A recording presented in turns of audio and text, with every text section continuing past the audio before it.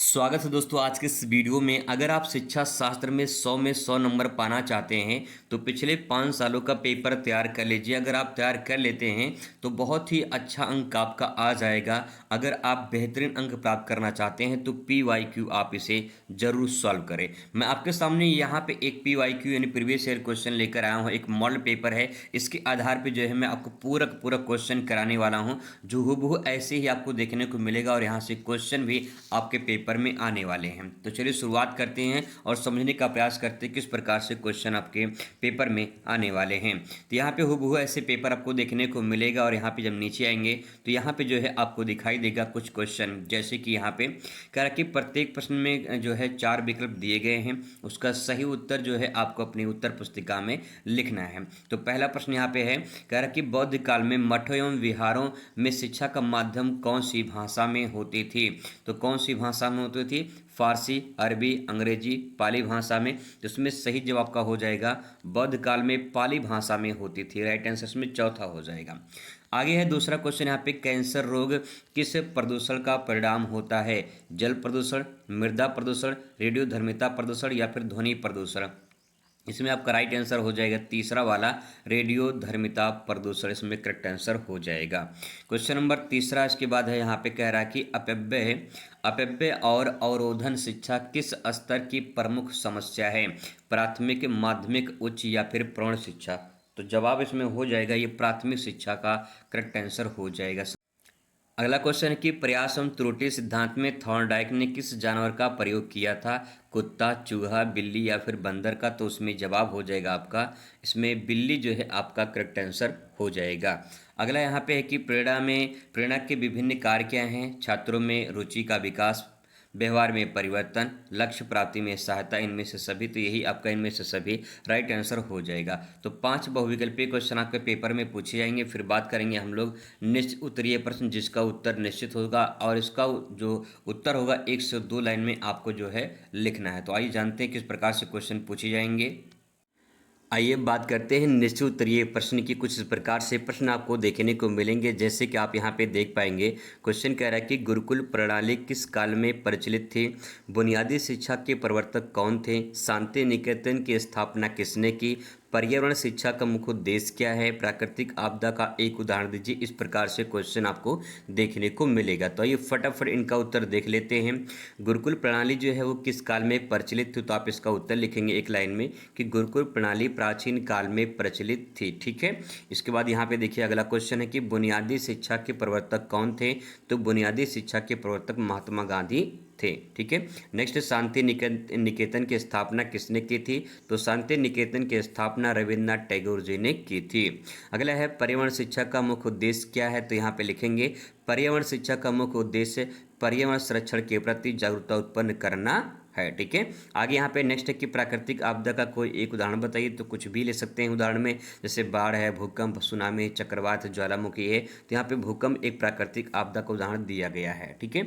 इस प्रकार से यहाँ पे क्वेश्चन रहेगा। फिर इसके बाद यहाँ पे शुरू होगा आपका अति लघु उत्तरीय प्रश्न, जिसका आपको यहाँ पे उत्तर लिखने के बाद 4 अंक मिलेंगे। लगभग 50 शब्दों में उत्तर आपको देना होगा। कुछ इस प्रकार से प्रश्न आपको देखने को मिलेंगे। आइए इनका उत्तर देखते हैं किस प्रकार से उत्तर आप शॉर्ट में लिखेंगे। क्वेश्चन है कि वैदिक काल में एक विद्यार्थी की दिनचर्या क्या होती थी? जो वैदिक काल होता था उसमें एक विद्यार्थी की दिनचर्या क्या होती थी उसके बारे में आपको बताना है। तो आप यहाँ पे लिखेंगे वैदिक काल में विद्यार्थी गुरुकुल में निवास करता था। वह प्रातः काल उठकर स्नान, यज्ञ, गुरु वंदना करता था। इसके बाद वेदों का अध्ययन, गुरु की सेवा और शारीरिक श्रम करता था। सादा जीवन, संयम, अनुशासन, आत्मनिर्भरता और उसकी दिनचर्या का मुख्य भाग हुआ करते थे। तो ये कुछ ऐसे पॉइंट हैं जो आमतौर पे आज भी लोग अपनाते हैं, कुछ लोग अपनाते हैं। तो वही चीज़ आप यहाँ पे समझ करके रिलेट करके आप इसको कहानी की तरह अपने शब्दों में लिख सकते हैं। अगला यहाँ पे है कि पंडित मदन मोहन मालवीय के विद्यालय से संबंधित विचार क्या थे? तो आपको विचार यहाँ पे लिखना है कि पंडित मदन मोहन मालवीय राष्ट्रीय शिक्षा के समर्थक थे। वे ऐसी शिक्षा चाहते थे जो भारतीय संस्कृति, नैतिक मूल्यों पर आधारित है। उन्होंने बनारस हिंदू विश्वविद्यालय यानी BHU की स्थापना कर धार्मिक, नैतिक और वैज्ञानिक शिक्षा का समन्वय पर बल दिया है। तो ये परिभाषा हो जाएगा, लिखेंगे इसके बारे में। नेक्स्ट है आपदा क्या है? आपदा के बारे में लिखेंगे, आपदा की एक ऐसी आकस्मिक घटना है जो जन धन की हानि पहुंचाती है तथा सामान्य जीवन स्तर को अस्त व्यस्त कर देती है। यह एक प्राकृतिक जैसे बाढ़, भूकंप, मानव निर्मित जैसे कि युद्ध, दुर्घटना भी हो सकता है। आपदा जो है समाज के गंभीर सामाजिक और आर्थिक प्रभाव डालती है। यहाँ पे छोटा सा एक पॉइंट और बता दें आपको कि अगर आप इस आंसर को लिखते हैं तो यहाँ पे आपको 3 नंबर मिल सकता है, 4 नंबर नहीं मिलेगा। लेकिन अगर आप इस क्वेश्चन को थोड़ा सा चेंज कर देते हैं, जैसे कि आप ये परिभाषा यहाँ तक लिखेंगे, ठीक है, यहाँ तक आप परिभाषा लिख देंगे, फिर इसके बाद यहाँ पे एक डायग्राम बनाएंगे, एक फ्लो चार्ट बना देंगे। आपदा, आपदा 2 प्रकार की हो सकती है, ठीक है। आप यहाँ पे लिखिए, एक होती है आपकी प्राकृतिक होती है, एक होती है आपकी कृत्रिम हो जाएगी, ठीक है। इस प्रकार से लिखिए और यहाँ पे लिखने के बाद इसके नीचे यहाँ पे एग्जाम्पल दीजिए, ठीक है। इसके नीचे यहाँ पे एग्जाम्पल दीजिए। जैसे प्राकृतिक में क्या आ जाएगा, बाढ़ है, सूखा, सुनामी है, सूखा है, ये सब आ जाएगा। कृत्रिम में युद्ध है, दुर्घटना है, अन्य चीज़ें आ जाएंगी। तो इस प्रकार से फ्लो चार्ट बना देंगे, परिभाषा ले देंगे, तब जाके पूरा का पूरा 4 में 4 नंबर आपको मिल जाएगा, ठीक है। आगे यहाँ पे क्वेश्चन की सीखने की सूझ अथवा अंतर्दृष्टि के सिद्धांत की संक्षेप में व्याख्या कीजिए। तो आप इसमें लिखेंगे उत्तर, अंतर्दृष्टि का सिद्धांत गेस्टाल्ट मनोवैज्ञानिक द्वारा प्रतिपादित किया गया है। किसके द्वारा, गेस्टाल्ट के द्वारा किया गया है। तो ध्यान रखें, गेस्टाल्ट ने जो है इसको प्रतिपादित किया है। आगे है, इसके अनुसार सीखना अचानक समस्या का संपूर्ण स्थिति को समझ लेना से होता है। जब व्यक्ति परिस्थिति को सही ढंग से समझ लेता है तो समाधान तुरंत प्राप्त होता है। इसे हम कह सकते हैं कि इसे आह अनुभव भी कहते हैं। आह अनुभव का मतलब होता है कि आप तुरंत कोई चीज़ सीख सकते हैं और जो भी आप तुरंत चीज़ सीखते हैं वही आपका सीखने की सूझ अंतर्दृष्टि सिद्धांत कहलाता है। अगला क्वेश्चन है, मानसिक अस्वास्थ्य का अर्थ को स्पष्ट कीजिए। तो आप इसमें लिखेंगे, कह रहा है कि मानसिक अस्वास्थ्य वह अवस्था है जिसमें व्यक्ति का विचार, व्यवहार, भावनाएं संतुलित नहीं रहती हैं। ऐसे व्यक्ति में चिंता, तनाव, अवसाद और असामान्य व्यवहार दिखाई देता है। इससे इसकी कार्यक्षमता और सामाजिक संबंध भी प्रभावित होते हैं। यानी आपकी अगर बुद्धि मानसिक पूरी तरह से स्वस्थ नहीं है तो इंसान जो है पूरी तरह से चिंताग्रस्त रहता है, अवसाद से ग्रसित रहता है, बहुत सारी समस्याएं होती हैं, सही तरीके से में सामाजिक जो संबंध होते हैं वो स्थापित नहीं हो पाते हैं। तो इसके बारे में आप यहाँ पे लिख सकते हैं। अगला क्वेश्चन है, उपलब्धि परीक्षण क्या है, संक्षेप में इसके बारे में बताइए। तो यहाँ पे लिखेंगे, उपलब्धि परीक्षण वह परीक्षा है जिसके द्वारा विद्यार्थी का ज्ञान, अध्ययन की उपलब्धि को मापा जाता है। यह किसी विशेष विषय या पाठ्यक्रम के आधार पर तैयार किया जाता है। इससे छात्रों की शैक्षिक प्रगति और सीखने के स्तर को जो है वो मूल्यांकन किया जाता है। यानी जब आप बोर्ड परीक्षा की कॉपी अपना जमा कर देते हैं, जब एग्जामिनर कॉपी चेक करते हैं तो आपका जाँच करते हैं, परीक्षण करते हैं कि आपने किस प्रकार से कॉपी को लिखा है। तो जितना आपका नंबर कॉपी मिलेगा वही आपकी उपलब्धि परीक्षण हो जाएगी, ठीक है। अब इसके बाद यहाँ पे लघु उत्तरीय प्रश्न शुरू होगा। लघु उत्तरीय प्रश्न के लिए 6 अंक आपको यहाँ पे मिलेंगे। पूरा का पूरा नंबर कैसे मिलेगा, आइए कुछ आपको ट्रिक बताते हैं। यहाँ पे क्वेश्चन कुछ इस प्रकार से आपको देखने को मिलेगा। यहाँ पे सबसे पहले एक एक करके समझने का प्रयास करते हैं। तो यहाँ पे क्वेश्चन है कि बौद्धकालीन शिक्षाओं की जो है विशेषता बताइए। तो इसको आप क्या करिए, इसको जो है एक डायग्राम में कन्वर्ट कर दीजिए, ठीक है। यहाँ पे डायग्राम एक बना लीजिए अच्छे से। इस प्रकार से एक डायग्राम आप बना सकते हैं। इस प्रकार से 6 नंबर का है तो 6 पॉइंट इस प्रकार से आप डायग्राम बना लीजिए, ठीक है। डायग्राम बनाने के बाद जो है फिर इसके बाद जो है आप एक एक करके व्याख्या करेंगे। जैसे कि आप यहाँ पे देख पाएंगे, पहला पॉइंट है नैतिकता पर जोर। यानी बौद्धकालीन शिक्षा में शिक्षा की नैतिकता और अनुशासन का महत्व को सिखाया जाता था, ठीक है, पहला पॉइंट हो जाएगा। फिर इसके बाद दूसरा आप देखेंगे, दूसरा यहाँ पे है कह व्यवहारिक शिक्षा, जीवन में सही तरीके से जीने की शिक्षा भी दी जाती थी। नेक्स्ट है परोपकार और अहिंसा, यानी अहिंसा और करुणा का महत्व सिखाया जाता था। यहाँ पे इसके बाद अगली लिखेंगे लाइन, पाली भाषा में शिक्षा सरल भाषा में होती थी ताकि सभी जो है उसे समझ सकें, जो कि शिक्षा पाली भाषा में होती थी। इसके बाद नेक्स्ट है विहार और मठ, यानी शिक्षा विहारों और मठ में दी जाती थी और जहाँ विद्यार्थी जो है गुरु के साथ रहते थे। उदाहरण के तौर पे नालंदा विश्वविद्यालय, तक्षशिला विश्वविद्यालय इसका शिक्षा का केंद्र माने जाते हैं, ठीक है। आगे इसके बाद जो है क्वेश्चन नेक्स्ट आएगा, भारत में शैक्षिक स्तर के जो है उन्नत करने के 6 उपाय बताइए। तो भारत में जो शैक्षिक स्तर है उसको उन्नत बनाने के लिए 6 उपाय कौन कौन से हैं। तो यहाँ पे देखेंगे, पहला है गुणवत्तापूर्वक शिक्षक, यानी जो शिक्षक हो उनके अंदर क्वालिटीज़ हो, आपको अच्छे से पढ़ा सके, समझा सकें। शिक्षकों का प्रशिक्षण और दक्षता बढ़ाई जाए, दक्षता का मतलब उसके अंदर कौशल जो है वो बढ़ाई जाए। सभी के लिए शिक्षा, सभी के लिए शिक्षा का मतलब सभी बच्चों को मुफ्त और अनिवार्य शिक्षा दी जानी चाहिए। अगला है डिजिटल शिक्षा, तकनीकी और इंटरनेट का उपयोग भी शिक्षा के लिए जो है किया जाए, ताकि बच्चे ज़माने के साथ, जो आधुनिक ज़माना है उसके साथ नई चीज़ सीख पाएँ।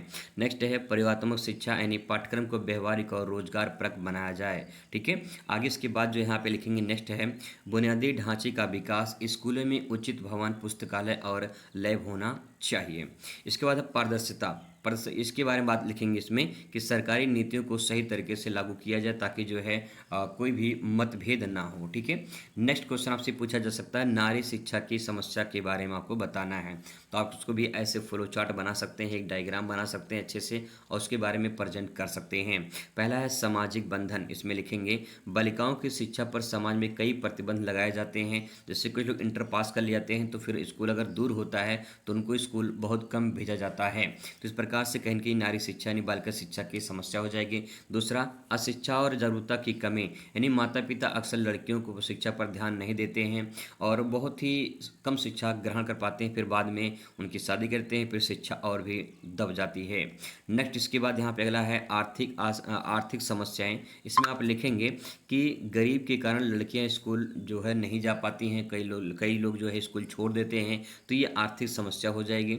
नेक्स्ट है सुरक्षा का अभाव, स्कूलों में लड़कियों को सुरक्षा का चिंता बनी रहती है, आने जाने में रास्ते में चिंता बनी रहती है, तो माँ बाप इसलिए जो है नहीं भेज पाते हैं। उदाहरण के तौर पर अगर बात करें तो ग्रामीण क्षेत्रों में लड़कियों की जो है स्कूल ड्रॉप आउट जो है सबसे अधिक देखने को मिलता है। मतलब कि वो जो जैसे मान लो कोई इंटर में जा रहा है तो वो जो है परीक्षा छोड़ देते हैं, या फिर बीए कर रहा है, बीएससी कर रहे हैं, तो पूरा कंप्लीट नहीं करते हैं। तो इस प्रकार से जो है ड्रॉप आउट मतलब स्कूल छोड़ देते हैं, कॉलेज छोड़ देते हैं, पूरी पढ़ाई कंप्लीट नहीं कर पाते हैं। ठीक है, ये समस्याएं हैं। आगे क्वेश्चन पूछा जा सकता है कि प्रेरणा के लक्षण बताइए, प्रेरणा के क्या क्या लक्षण है, यानी मोटिवेशन के क्या क्या लक्षण है, ये आपसे पूछा जा सकता है। तो लक्ष्य उन्मुख इसमें लिखेंगे कि प्रेरणा व्यक्ति को लक्ष्य प्राप्ति की ओर जो है प्रेरित करती है, तो इस प्रकार सेंटेंस को लिख सकते हैं।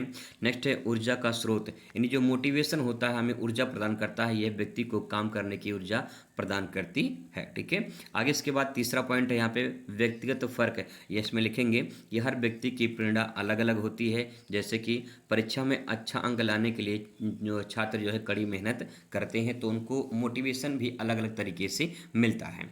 आगे बात करें यहाँ विद्यार्थियों के जो है दंड देने के प्रकार क्या हैं, तो यहाँ पे शारीरिक दंड है जो पिटाई वगैरह की जाती है, ठीक है, जो कि कानून अपराध है।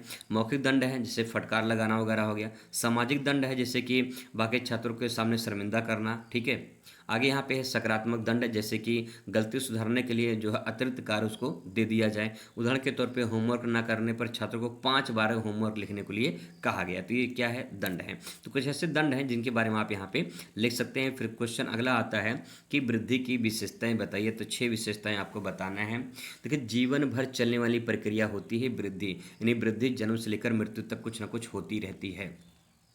नेक्स्ट है अलग अलग दरें, यानी हर व्यक्ति की वृद्धि भी अलग अलग होती है, कोई बहुत ज़्यादा जल्दी ग्रोथ कर जाता है, कोई बहुत कम धीरे धीरे ग्रोथ करते हैं। ठीक है, नेक्स्ट है समग्र प्रक्रिया, मतलब इसमें शारीरिक और मानसिक और सामाजिक सभी प्रकार की वृद्धि देखने को मिलती है। ठीक है, आगे इसके बाद है नेक्स्ट आंतरिक और बाहरी कारक होते हैं, जैसे कि वृद्धि अनुवांशिक और पर्यावरण पर भी निर्भर करता है। जैसा अनुवांशिक होगा, जैसा लक्षण होगा, जैसा इन्वायरमेंट होगा, वैसे लोग वृद्धि करते हैं। क्रमबद्ध वृद्धि, वृद्धि जो होती है वो धीरे धीरे होती है, क्रम के अनुसार होती है। ठीक है, आगे यहाँ पे नेक्स्ट पॉइंट है लिंग अनुपात या फिर लिंग भिन्नता कह सकते हैं। लड़के और लड़कियों में वृद्धि अलग अलग देखने को मिलती है।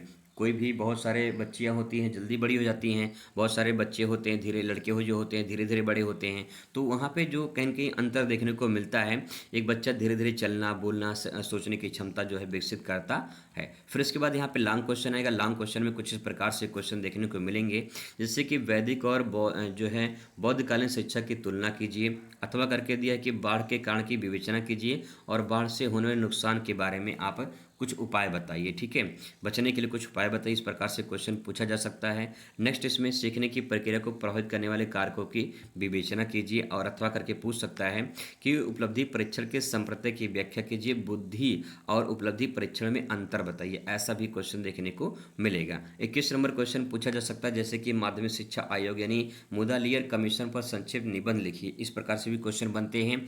और पर्यावरण शिक्षा के उद्देश्य के महत्व को जो है विवेचना कीजिए। ऐसा भी क्वेश्चन आपको देखने को मिलेगा। तो 6 क्वेश्चन आपको लॉन्ग वाले रहेंगे। ठीक है, उसमें से 3 क्वेश्चन आपको करना होगा, और यहाँ पे जो आपको अंक मिलेगा वो 10 अंक आपके यहाँ से प्राप्त होंगे। तो काफ़ी लंबा सेक्शन ये है, इंपॉर्टेंट क्वेश्चन आप यहाँ से तैयार कर लीजिए। मिलते हैं नेक्स्ट वीडियो में। Thanks for watching.